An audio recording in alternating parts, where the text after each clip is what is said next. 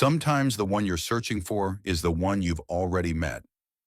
Not in a dramatic moment, not under a spotlight, but in the quiet hours where your soul feels most seen. That's the hidden truth of soulmates. They rarely enter with fanfare. They come like a calm breeze that knows your name. Not loud, not intrusive, but unforgettable. You don't always recognize them at first, because they don't wear labels or arrive with a declaration. They blend in like everyone else. A friend, a colleague, someone whose name doesn't send lightning through your spine, but whose presence lingers. And slowly, they start to feel familiar. Not from this life maybe, but something older, deeper, a closeness that makes no sense, yet refuses to fade. The soul has a language the mind can't decode. It speaks through patterns, symbols, and whispers only the heart can hear. So while your ego may be busy chasing fairy tales, your spirit may already be drawing you towards someone quieter, someone who doesn't try to impress but ends up leaving an impression anyway, someone who doesn't rescue you but stands beside you while you rescue yourself. There's something ancient in the way they understand you. You don't have to explain your silence, your restlessness, your joy. They just get it, as if they've walked those same corridors within themselves. You find yourself mirroring each other's moods, finishing thoughts you didn't say out loud, feeling strangely exposed and strangely safe. And in that safety, there is no boredom. There's aliveness. Sometimes it begins in dreams. Their face keeps showing up. Their name echoes when you least expect it. You brush it off as coincidence, until coincidence starts to feel choreographed. They call when you think of them. You bump into them in places you weren't supposed to be.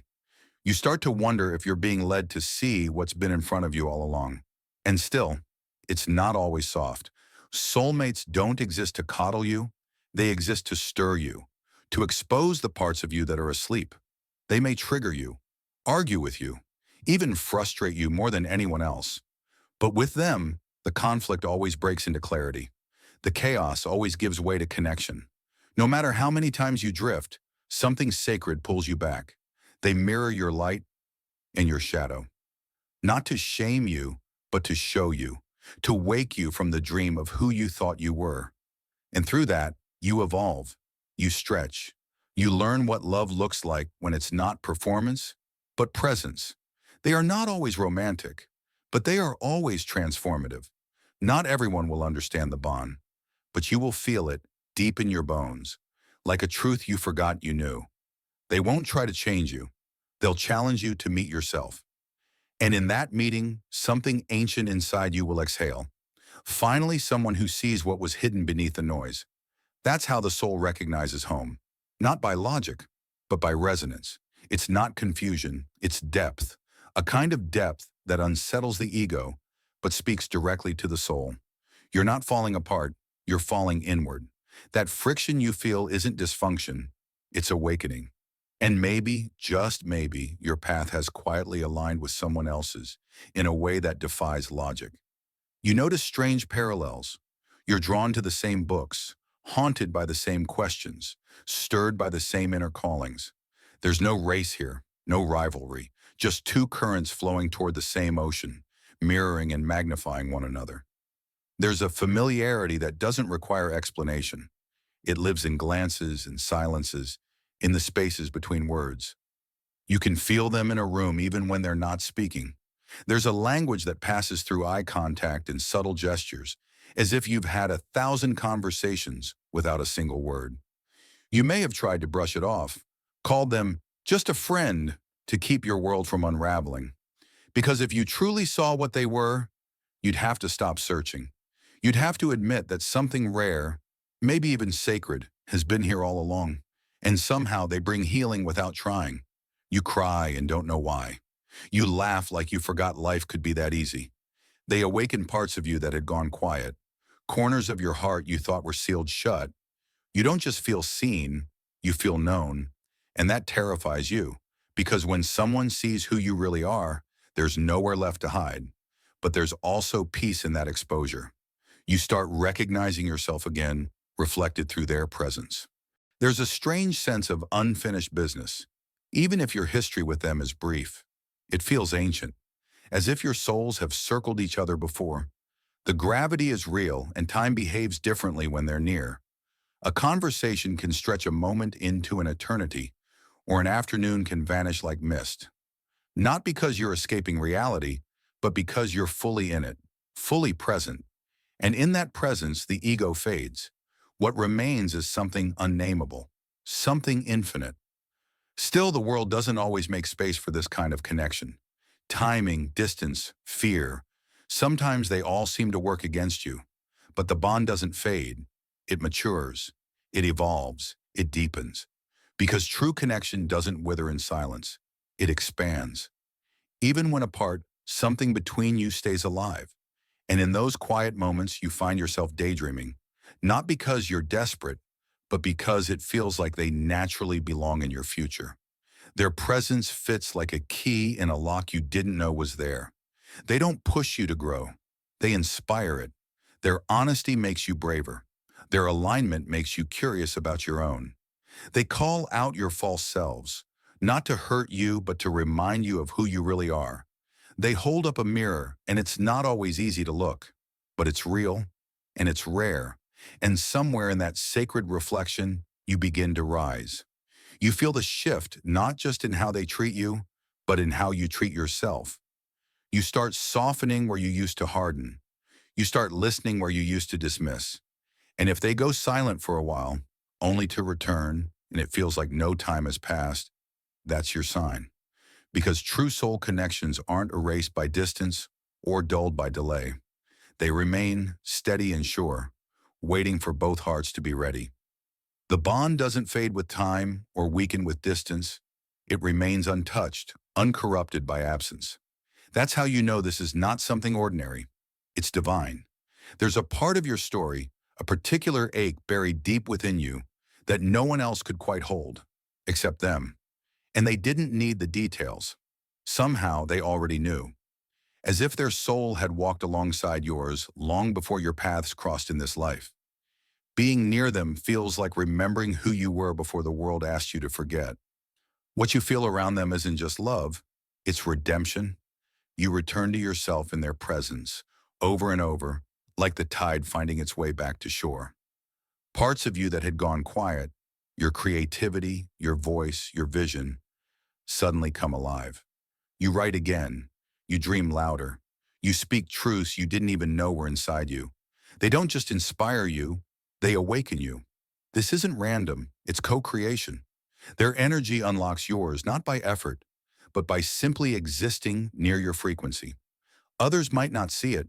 They might not understand the stillness you feel around them, or the electricity that hums between silences. That's because this connection was never meant to be displayed. It was meant to be felt. The outer world may overlook it, but your inner world was rewritten the day they arrived. And even when they're not around, something in you keeps reaching. The longing isn't desperate, it's sacred. A gentle ache, not from absence, but from recognition. You're near them, yet not with them. And somehow that gap holds a kind of holiness. You may find yourself fearing a loss that hasn't even happened. It's not irrational. That fear is your soul whispering that something rare has entered your field. Jung once said anxiety often signals transformation.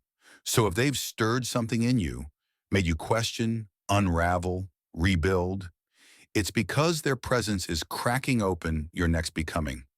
They may never promise you a lifetime, but even the briefest encounter with them feels like it stretches beyond time. If you part ways, they'll still echo through your life. That echo is the soul's fingerprint, leaving reminders in your thoughts, in music, in dreams, in the quiet corners of your day. They're the first person you want to tell when something shifts. Not because you're clinging, but because your souls are tied in ways words can't define. And maybe you fought the idea of them being your soulmate, because to admit that would mean surrendering control, and the ego resists surrender at all costs. But the soul, soft and steady, keeps nudging. This one matters. You feel it in the timing of their arrival, the way your life began shifting around them.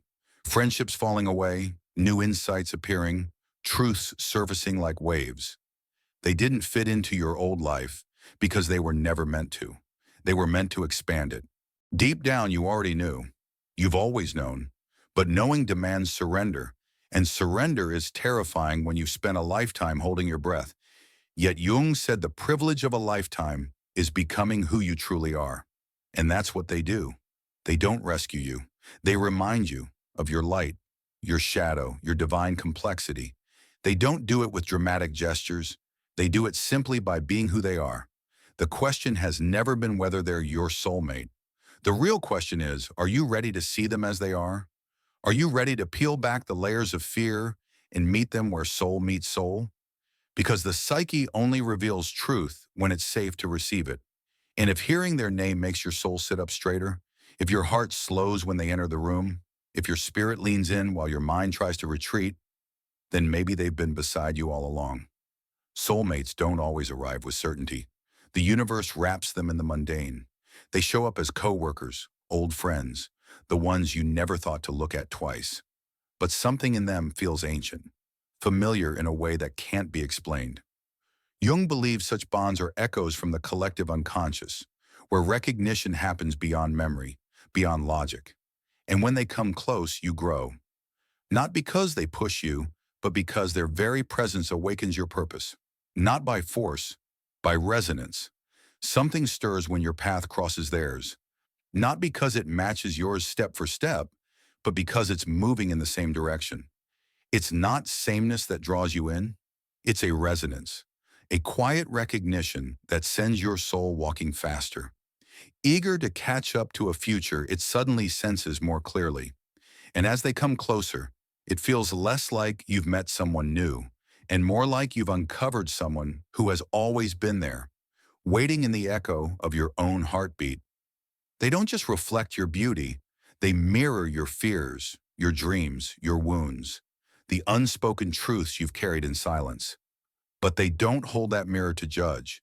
They hold it steady so you can begin to understand, to heal. Jung once said that real enlightenment doesn't come from imagining light, but from making darkness conscious. And that's what this connection does. It doesn't complete you. It calls you to complete yourself, to meet the shadows you've avoided and finally bring them into the light. There's a kind of calm that arrives with them. Not the comfort of routine or predictability, but the kind that feels like coming home after a long journey. You're not performing anymore. You're not protecting. You're simply present, and so are they. Sometimes that recognition happens in a glance. A brief locking of eyes that somehow suspends time. No words, just a knowing. You don't know how you know. You just do. It's not chemistry, it's memory. A memory that lives in the soul, untouched by time. They might arrive just after everything has fallen apart. Right when you've sworn off love or declared you're done hoping. And then quietly they appear. Not to fix you, but to remind you that love still exists beneath the rubble. The soul sends what the heart still believes in, often wrapped in imperfection. You have to see past the dust to recognize the gold. They don't always come in the form you imagined, and the timing may feel wildly inconvenient. But the inner alignment? It's undeniable. It's sacred. They challenge what you thought love was supposed to be. They strip away the illusions, the control, the expectations, not to leave you empty, but to show you how love can actually feel when it's rooted in truth. With them, even silence becomes profound.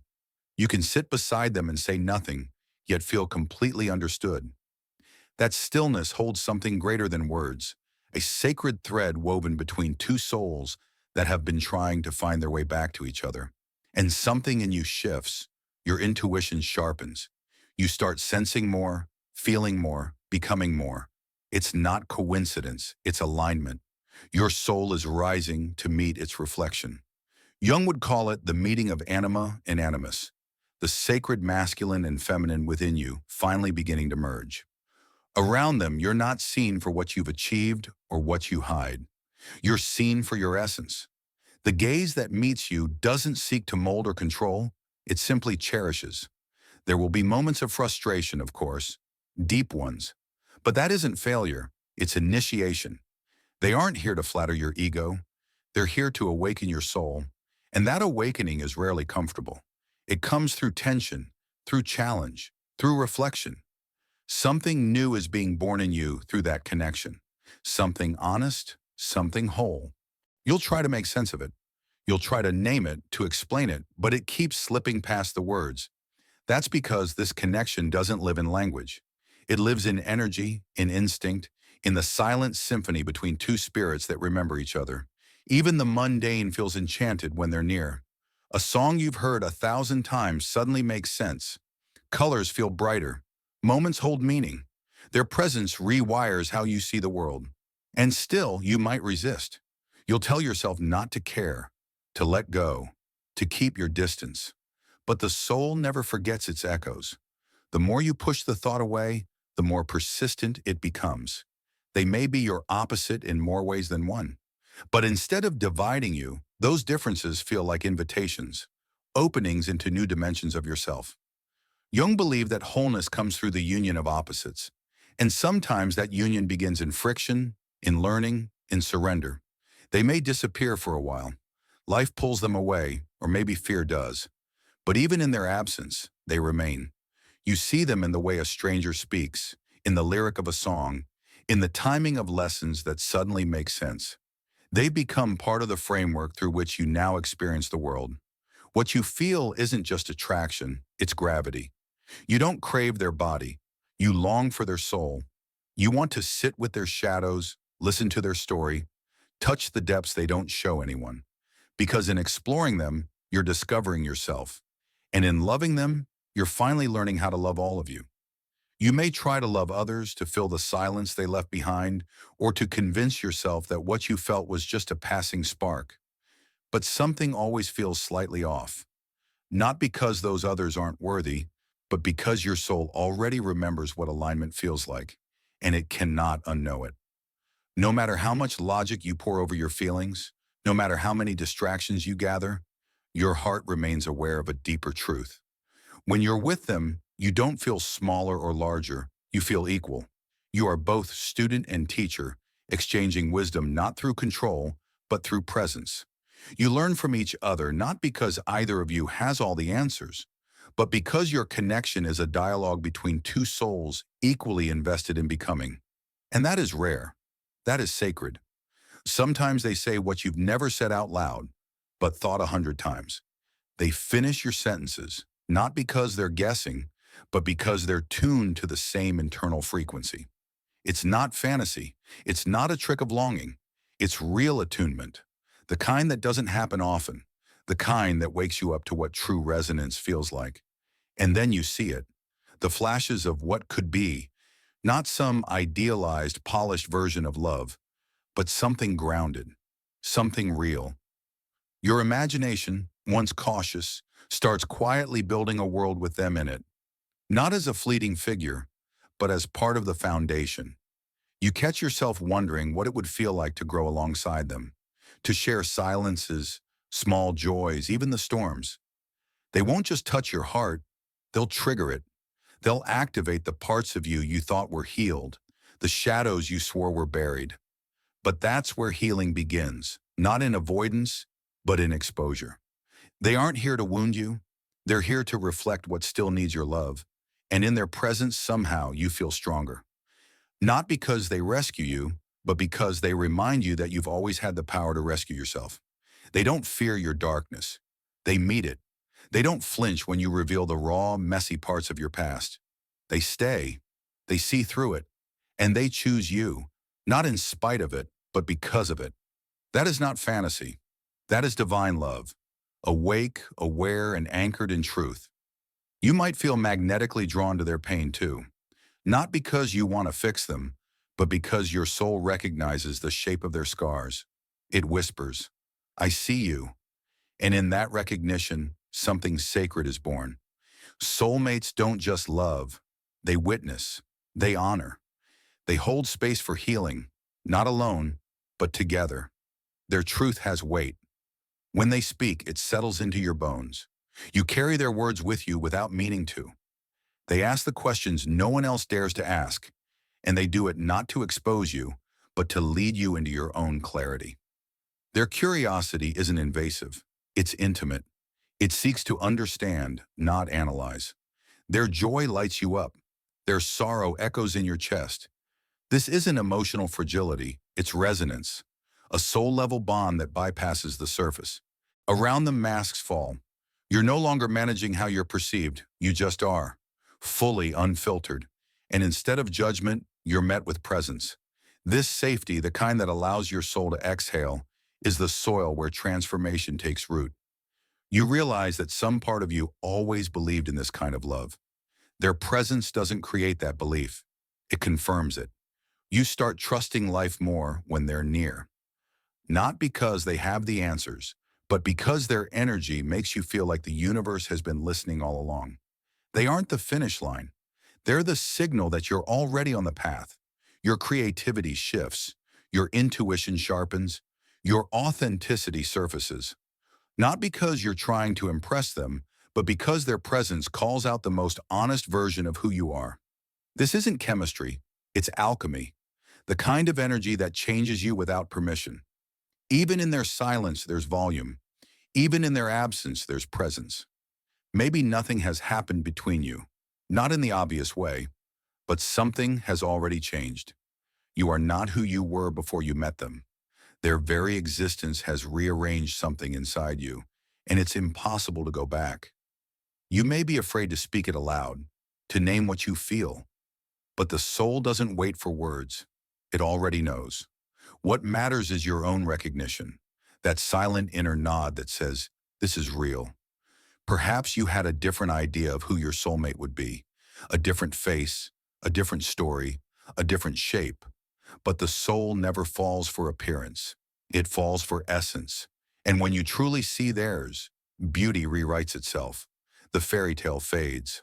What's left is something far more enduring, transformation. This connection wasn't sent to complete your dream. It was sent to complete your becoming, to awaken, to evolve, to remember. And if your spiritual gifts have sharpened since they arrived, if your dreams feel louder, your vision clearer, it's because they've activated something ancient inside you.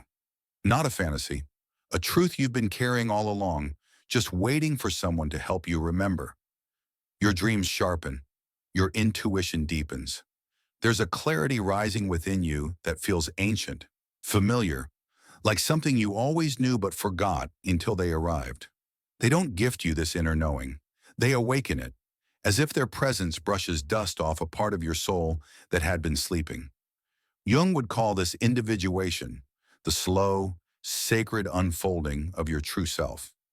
And they are the fire that sets it in motion. Not by force, but by simply being who they are. They don't destroy your beliefs, they expand them. They make you question what was once unquestioned, not to dismantle your faith, but to clear space for truth. A soulmate does not nurture your illusions. They burn them down gently with love. In their presence, the smallness you used to live in becomes impossible. You start rising. You begin stepping into the full immensity of your being, almost without realizing it. You try to move on, to quiet the feeling. But life keeps weaving reminders into your days. A sentence you hear, a dream you can't forget, a moment of stillness that brings their name rushing back. This isn't obsession. It's the psyche refusing to abandon its mirror. Jung believed that the soul will not be denied. What it seeks will find a way through time, through silence, through lifetimes. And sometimes what it seeks returns wrapped in divine timing, too early, too late, or just barely out of reach, but always aligned. The delays aren't rejections. They are preparation. Everything is making you ready. They feel like an ending and a beginning all at once. The end of loneliness, the end of pretending, the beginning of something raw and meaningful, of awakening. You don't change for them. You become, because their presence reminds you of who you truly are, who you've always been beneath the layers. You begin to notice that they reflect the very qualities your soul is learning to embody: stillness, bravery, gentleness, or wild truth. They aren't just a lover or a muse. They are a marker of your evolution. Suddenly, the noise of others quiets, not because they're lesser, but because your heart has found its focus. The connection rewrites your capacity for love. The person you thought you were waiting for fades beside the one who arrived. You expected charm, you got depth. You asked for sparks, you received stillness, and somehow your soul whispers, yes, this is the one. You feel them in ways you can't explain. A heaviness in your chest when they're hurting, a wave of calm when they're near. Their joy feels like sunlight on your skin. Their silence becomes a question you can't stop answering. And for once, you're not trying to impress anyone. You're simply trying to stay honest. Not because you don't care, but because you do, deeply, and you want to be seen. Not for the mask, but for what lives underneath. The seasons of your lives begin to mirror each other in strange ways. When you fall, they rise. When they retreat, you awaken. These moments aren't coincidence. They are choreography, a silent dance written in the language of soul. You may not even share a love story in the traditional sense. Sometimes their role is to awaken your fire before they ever hold your hand. Sometimes they arrive only to push you toward your purpose, not with a promise, but with presence. You might feel as if you've met before, through dreams, through déjà vu, through the sense that this conversation, this connection, is older than your memories. Jung believed that the unconscious held the memory of all humanity, and in the presence of a soulmate, you tap into that reservoir. The echoes are undeniable. You keep crossing paths, hearing their name, discovering shared spaces you didn't even know you shared. These are not coincidences. They're invitations. The question is, are you listening? When you're with them, something settles. Your breath slows. Your shoulders drop. You speak differently, not more carefully, but more truthfully. You aren't performing. You're present. Around them, you feel like yourself in a way you haven't in years. And somehow they understand. The longings you've never said aloud. The fears you hide behind silence. The contradictions you thought made you unlovable. It's as if they knew your story before you ever told it. As if their soul read your pages long before you handed them the book. Your connection with them doesn't just shift your heart, it awakens your spirit. It stirs something ancient, something vast. Their arrival might align with signs you can't explain, angel numbers flashing across your path, dreams that feel more like messages than sleep, or a season of deep, painful transformation. The kind where everything falls apart so something true can rise. This isn't just coincidence, it's initiation. Their presence isn't here to soothe your comfort. It's here to serve your evolution. You begin to crave differently. Small talk loses its charm. Shallow connections feel hollow. You want depth. You want conversations that ignite something raw inside you. Silences that speak louder than words. Eyes that don't just look but see. Being around them doesn't make you feel needy. It makes you feel more you. They don't complete you. They remind you you were never incomplete, and yet their absence is unlike any other. It doesn't just leave a gap. It changes the room. The air feels heavier. Time stretches. Not because you can't live without them, but because your energy remembers what it felt like to be in harmony. It's not dependence, it's resonance. And that resonance echoes long after they've gone. Sometimes growth comes dressed in pain. They may break your heart, not out of cruelty, but as part of the soul's deeper design. A silence, a betrayal, a departure. And still, you find yourself sending love their way. Quiet blessings whispered into the universe. Not out of hope, not out of desperation, but from something deeper. Love that has shed its ego. Love that serves, that prays without asking for return. Around them, something ancestral begins to shift. You notice how you soften, how you trust, how the way you love begins to change. Old wounds resurface, not to torment you, but to be finally witnessed and released. This is what soul unions often carry, the power to end generational cycles, to rewrite stories passed down through blood and silence. Even in chaos, they steady you. Their presence doesn't stir confusion, it brings clarity. They are not the storm. They are the eye within it. And when you're near them, you hear yourself more clearly. Your thoughts, your feelings, your inner world sharpens, not from judgment, but from sacred awareness. You begin to witness yourself. You become more conscious of who you are, simply because they see you so clearly. You don't always need words. Sometimes it's a glance, a breath, a pause. They understand you even in silence because they listen with more than ears. And when you sit together in long conversation or in stillness, it always feels like enough. Not because of what's being said, but because of what's being shared. It's not performance, it's presence. They often arrive when you've stopped searching, when you've finally made peace with yourself, when you've said, I am whole without needing more. And that's when the universe steps in and says, now you're ready.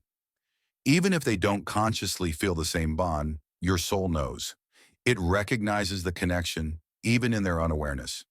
And that knowing is enough to begin. You don't need their validation to trust what your spirit already feels. They don't mock your growth. They honor it. Even when you fall apart, they don't turn away. They see the sacredness of your becoming. That's divine love, not perfection, but presence. Not control, but reverence. You may find them becoming a muse for your creativity. They live in your writing, your art, your prayers. You speak to them in the quiet of your mind. And even if they don't hear it, the energy lives on. That's how you know this isn't just imagination. It's soul memory. The thought of losing them doesn't scare you because you can't live without them. It scares you because you've never been seen this fully before, and you wonder if you ever will be again. They don't distract you from your path. They clarify it. You begin to see your purpose more clearly, your mission more boldly. Their presence doesn't pull you off course. It aligns you. Even when things are messy, when timing falters, when silence stretches, it still feels meaningful. Nothing about the connection feels accidental. Every moment, even the painful ones, feels part of something greater. It doesn't just feel like love. It feels like design. They hold your darkness without confusing it for your identity. They see your rage and your fear, but they don't treat them as your truth. They look past the noise and reach for your essence. And even if they never say, I love you, it doesn't matter. Because in their presence, in the way your soul feels safe and alive, in the way you become more of yourself, you already know. Their presence doesn't need to declare itself. Their eyes speak in languages older than words. Their energy wraps around you in quiet waves, and without explanation, you know. The soul hears what the mouth may never articulate, and somehow in the stillness between you, everything is said. Then something even more disorienting happens. You begin to see yourself through the way they see you. Not through praise or performance, but through the depth of their gaze that does not flinch, does not judge, does not demand. You begin to remember who you were before the world taught you to be someone else. Not because they give you permission, but because their love creates safety.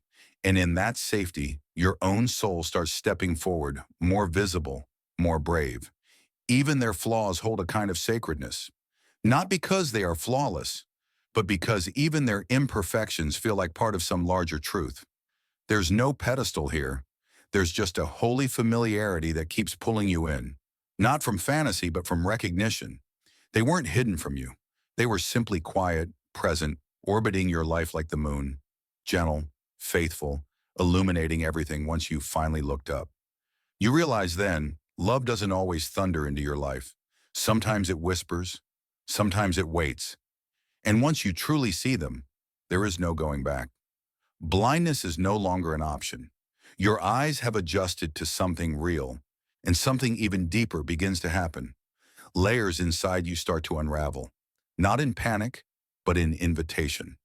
Talents you forgot, emotions you buried, griefs you never named, they all rise to the surface, not to haunt you, but to be healed. Because this kind of love doesn't just accept who you are, it calls forth who you could be.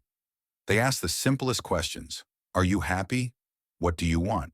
But when they ask, it feels like the universe leaning in, waiting for your truth. They bring chaos, but it's not the kind that destroys. It's the sacred kind, the kind that clears space, that tears down what was never meant to stay. Their presence rearranges your life not through control, but through alignment. The discomfort they stir in you isn't a warning. It's a signal that growth is coming, that you are nearing something honest. And then you surrender, not to them, but to the connection. You stop needing to label it, to force it into a shape that fits someone else's definition of love. And in that surrender, you feel peace. Not because you no longer want, but because you've remembered that want is not a problem. It's a compass. You are not lost. You are being led. Suddenly, you start noticing things. Numbers repeating themselves. Symbols showing up in places they shouldn't. A song that feels like a message. A moment of stillness where you feel them, even though they're nowhere near. These are not accidents. These are breadcrumbs. The universe is leaving clues, and your soul is paying attention. There's a pull you can't explain. It's not lust. It's not longing. It's something softer, deeper, like a quiet gravitational field that holds your heart in place. You don't chase them. Your soul just listens. And theirs does too. When they speak about their dreams, your whole being listens. Not to fix, not to advise, just to hold it with reverence. Because their dreams feel like yours too. Their hopes live inside your chest now. That's what sacred love does. It merges vision, it joins purpose. Even your arguments shift in their presence. It's not about proving or overpowering. It's about refining. The tension becomes a forge where the bond doesn't break. It sharpens. And in those heated moments, something holy is happening. You are being made more whole, not less. And sometimes, before they even walk into a room, your body already knows. You feel it. The shift in energy, the awareness that something familiar is near. That soft awakening in your chest, that deep calm in your bones. You don't need to turn around to know it's them. Your soul already has. Your energy shifts the moment they enter your orbit. It's subtle, electric.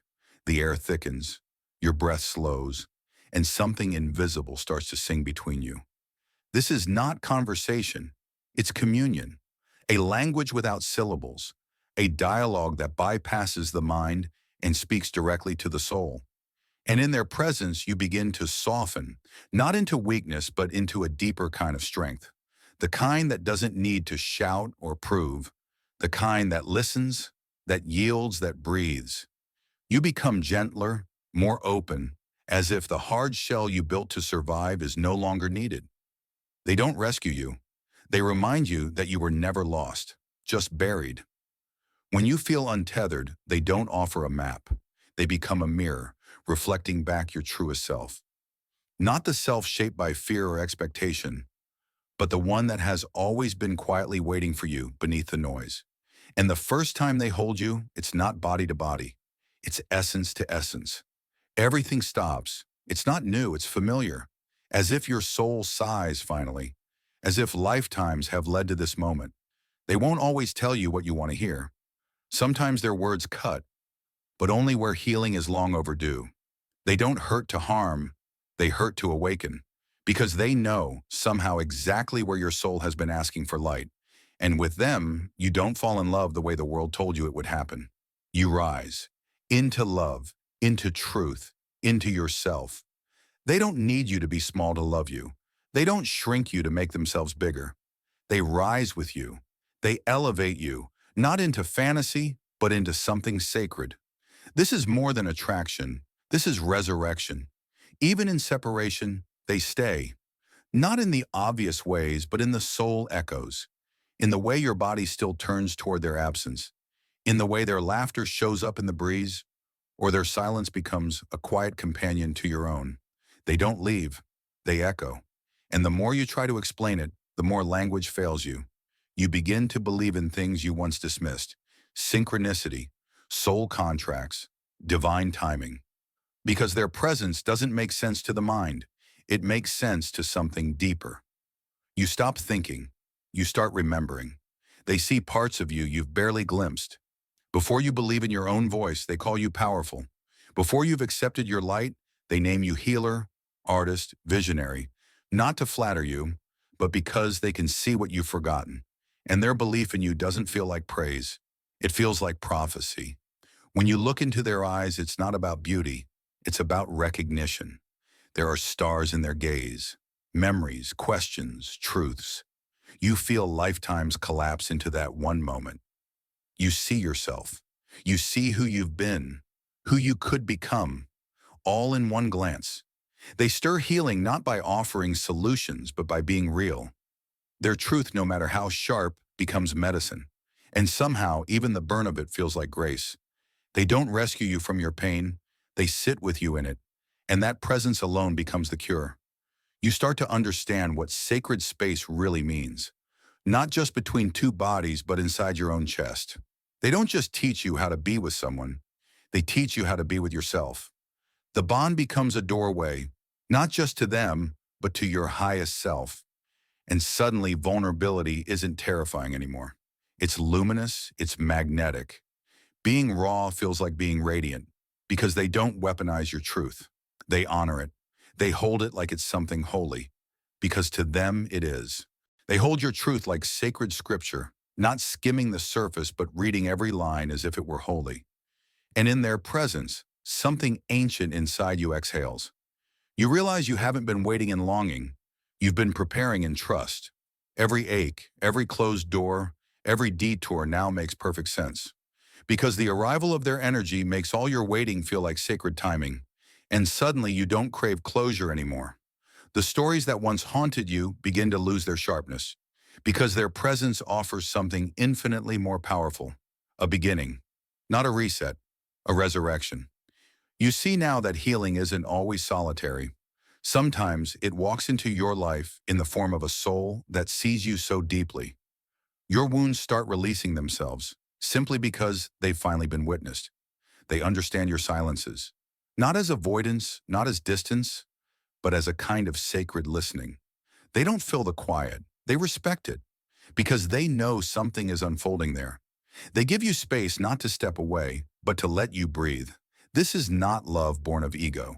This is a soul-deep partnership, crafted in reverence. You notice your laughter changing. It comes from a deeper place now, not from reaction, but from peace.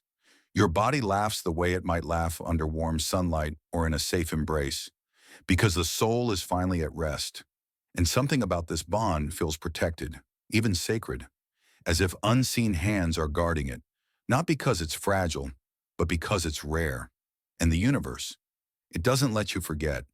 Even when you try to rationalize, to walk away, to numb it, signs follow you, in dreams, in songs, in passing comments from strangers. The feeling never fades. It only grows quieter when you resist it. They love the parts of you that you tried to bury, the chaotic, the unfinished, the wounded.